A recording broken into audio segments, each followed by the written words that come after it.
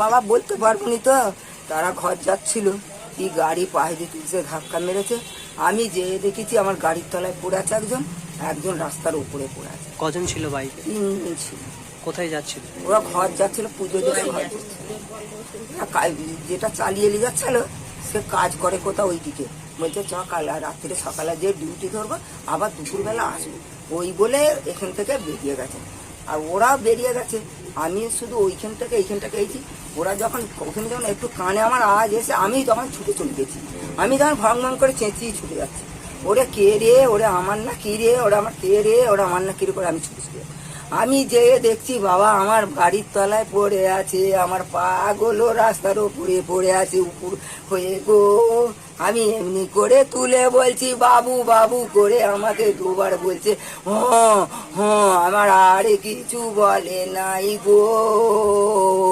কি নাম যে মারা গেছে? আমার পুনন্দুর নাম গো, আমার পুনুমের বয়স কত হবে? হ্যাঁ বয়স কত? বয়স মাধ্যমিক দিয়েছে। কি নাম? পুনেন্দু রায়। মাধ্যমিক দিয়েছে? মাধ্যমিকটা দেয়নি, দেবে বলেছিল, মাধ্যমিকে চলে গেছে। কিছু কি কাজের সাথে যুক্ত ছিল? না, কিছুই করে না। মোট 3 জন ছিল? 3 জন ছিল। 2 জন আহত? 2 জন আহত, একজন তারও ভালো নয়, তাকে বর্ধমান পাঠিয়ে দিয়েছে। আর একজন একটু আছে, তাকেও ভর্তি করে। কোথায় হয়েছে ঘটনাটা? ঘটনাটা যে ওই আদিবাসী পাড়াটার কাছটা, ওই যে বাঁশতলাটা, ওইখানে যে আদিবাসীদের ঘটনা রয়েছে ওই। কটার সময় হয়েছে? কটার সময় হয়েছে? 4টের সময় বেরিয়ে যাচ্ছে। হ্যাঁ, 4:30। বাইকের সাথে কিসের হয়েছে?